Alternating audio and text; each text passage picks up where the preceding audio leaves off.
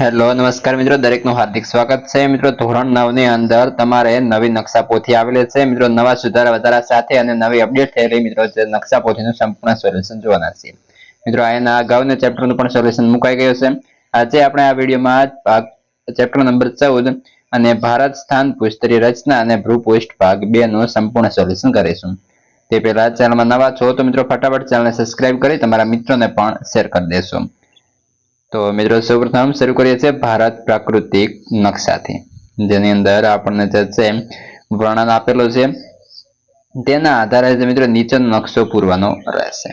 તો સંપૂર્ણ મિત્રો સરસ મજાનું ફૂલ HD ક્વોલિટી સાથે જે છે PDF છે મિત્રો। આ જે છે નકશા પોથી તમને રહે છે સારી રીતે પેન્સિલની મદદથી અહીં દર્શાવવાનું રહેશે।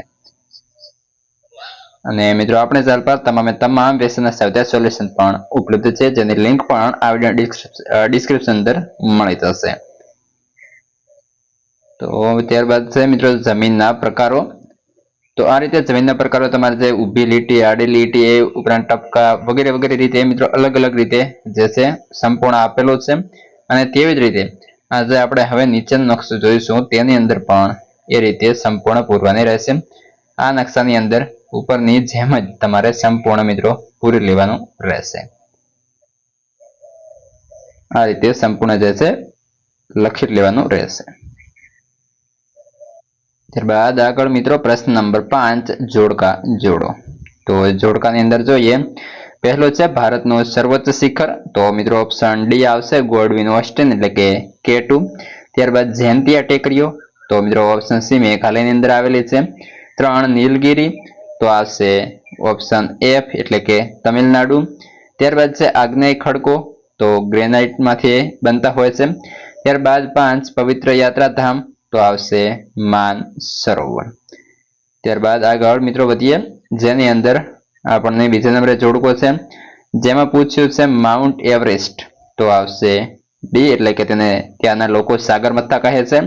મધ્ય હિમાલયનું ગિરિમથક, તો એ દાર્જિલિંગ। પતકઈ ટેકરીઓ, તો આવશે અરુણાચલ પ્રદેશની અંદર। ગંગાના મેદાનનું પ્રવેશ દ્વાર, તો મિત્રો આવશે દિલ્હી। ત્યારબાદ બંગાળની ખાડી, તો આવશે અંદમાન અને નિકોબારની અંદર। મિત્રો જો તમને વિડીયો સારો લાગે છે તો લાઈક, કોમેન્ટ અને શેર પણ કરતા રહેશો। ત્યારબાદ જોડકા નંબર 3 છે, જેની અંદર સંચાલન શક્તિ માટેનું ખનિજ, તો E એટલે કે યુરેનિયમ। ધાતુમય ખનિજ, તો F એટલે કે ફ્લોરસ્પાર। હલકે ધાતુમય, તો મેગ્નેશિયમ। મિશ્ર ધાતુ રૂપે વપરાતું ખનિજ, તો મિત્રો આવશે તાંબુ। ત્યારબાદ કિંમતી ધાતુમય, તો આવશે સોનું, ઓપ્શન A। ત્યારબાદ જોડકા નંબર 4 છે, જેની અંદર પહેલું પૂછ્યું છે માઉન્ટ આબુનું સૌથી ઊંચું શિખર, તો આવશે ગુરુ શિખર। 2 કચ્છના રણમાં લુપ્ત થતી નદી, તો આવશે બનાસ, સરસ્વતી અને રૂપણ 3 આવશે। ત્યારબાદ મહારાષ્ટ્ર અને કોંકણના પશ્ચિમ ઘાટ, તો મિત્રો તેની અંદર આવશે સહ્યાદ્રી। ત્યારબાદ કેરળના તટ પર પશ્વજળ, તો આવશે કાયલ। અને આરસ પહાણ, તો આવશે રૂપાંતરિત ખડકમાંથી મળે છે। મિત્રો તમામ તમારા નકશાના સોલ્યુશન આપણી ચેનલ પર ઉપલબ્ધ છે। જોઈએ છઠ્ઠા નંબરે નીચેના વિધાનો ખરા છે કે ખોટા। તો પહેલો છે માઉન્ટ એવરેસ્ટને ભારતમાં સાગરમથા કહે છે, તો મિત્રો ખોટું। ત્યારબાદ છે લુસાઈ ટેકરીઓ મિઝોરમમાં આવેલી છે, તો ખરું। દખણના ઉચ્ચ પ્રદેશની ચારે બાજુ સમુદ્ર હોવાથી તેને દ્વીપકલ્પ કહે છે, તો ખોટું। આગળ અરવલ્લી ખંડ પ્રકારનો પર્વત છે, તો મિત્રો ખોટું, એ ગેડ પર્વત છે। બોક્સાઇડ હલકી ધાતુમય ખનિજ છે, તો આવશે ખરું। પવિત્ર યાત્રાધામ માનસરોવર મધ્ય હિમાલયમાં આવેલો છે, તો ખોટું। ચંદીગઢને ગંગાના મેદાનનું પ્રવેશ દ્વાર કહે છે, તો એ પણ ખોટું, કારણ કે દિલ્હીને કહે છે। સામાન્ય રીતે 2 નદીઓ વચ્ચેની ભૂમિને દોઆબ કહે છે, તો મિત્રો સાચું। છોટા નાગપુરનો ઉચ્ચ પ્રદેશ છત્તીસગઢ રાજ્યમાં આવેલો છે, તો એ પણ સાચું, સોરી મિત્રો ખોટું આવશે। ત્યારબાદ આગળ છે દ્વીપકલ્પનો ઉચ્ચ પ્રદેશ ભારતનો અન્ન ભંડાર કહેવાય છે, તો ખોટું। અને ત્યારબાદ આગળ છે ગ્રેનાઇટ સેન્દ્રીય પ્રકારનો ખડક છે, ખોટું। અને મેંગેનીઝ મિશ્ર ધાતુ રૂપે વપરાતું ખનિજ છે, તો સાચું બનશે। ત્યારબાદ આગળ પ્રશ્ન 7, નીચેના પ્રશ્નોના 1-2 શબ્દોમાં ઉત્તર આપવાના રહેશે। પહેલો છે અનિયમિત અને ઉધ્વ આકાર ધરાવતા ભૂમિભાગની વિષમતાઓને શું કહેવાય, તો ભૂપૃષ્ઠ। બે બૃહદ હિમાલયનું સૌથી જાણીતું શિખર તો માઉન્ટ એવરેસ્ટ. ત્યારબાદ આગળ ભારતનું સર્વોચ્ચ શિખર તો માઉન્ટ ગોડવિન ઓસ્ટિન એટલે કે K2. 4 પૂર્વ હિમાલયની ટેકરીઓનું અનુસંધાન કઈ હારમાળા છે તો આરાકનયોમાં. ત્યારબાદ 5 ગારો, ખાસી અને જૈંતિયા ટેકરીઓ ક્યાં આવેલી છે તો મિત્રો મેઘાલયની અંદર. 6 દિલ્હીની પશ્ચિમ બાજુએ કયું મેદાન આવેલું છે તો સતલજનું મેદાન. 7 સામાન્ય રીતે બે નદીઓ વચ્ચેની ભૂમિને શું કહે છે તો દોઆબ. 8 સિંધુ નદીથી તીસ્તા નદી સુધી પથરાયેલી પટ્ટીને શું કહે છે ભાબર. 9 ભાબર પછી કયું ક્ષેત્ર આવેલો છે તો તરાઈ. ત્યારબાદ આગળ અરવલ્લીની ગિરિમાળનું કયું ગિરિમથક આવેલો છે તો માઉન્ટ આબુ. ત્યારબાદ અરવલ્લી પર્વતનું સૌથી ઊંચું શિખર તો મિત્રો ગુરુ શિખર. આગળ પશ્ચિમ ઘાટને મહારાષ્ટ્ર અને કર્ણાટકમાં શું કહે છે તો સહ્યાદ્રી.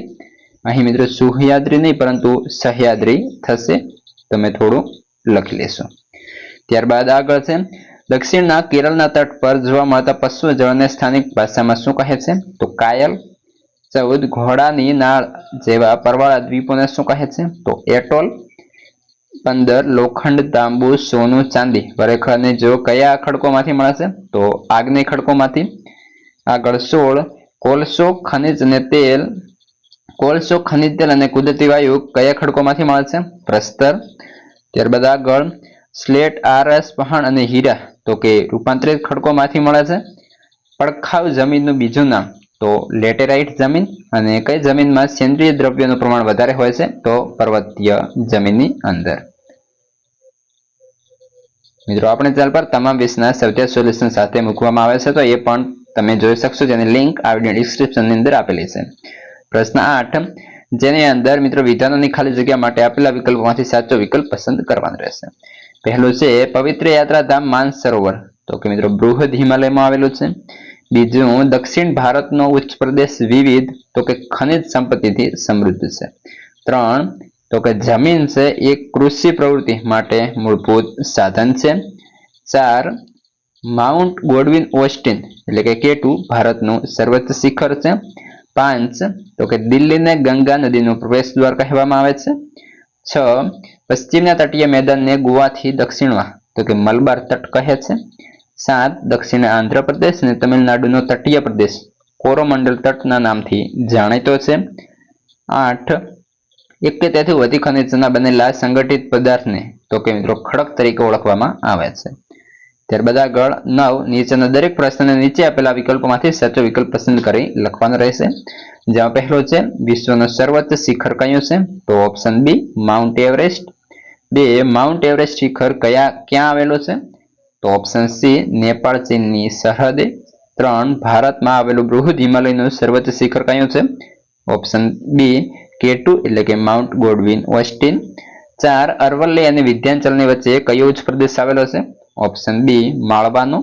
5 અરવલ્લી કયા પ્રકારનો પર્વત છે ઓપ્શન એ ગેડ. 6 માઉન્ટ આબુ કઈ ગિરિમાળામાં આવેલું હવા ખાવાનું સ્થળ છે તો અરવલ્લી ઓપ્શન એ.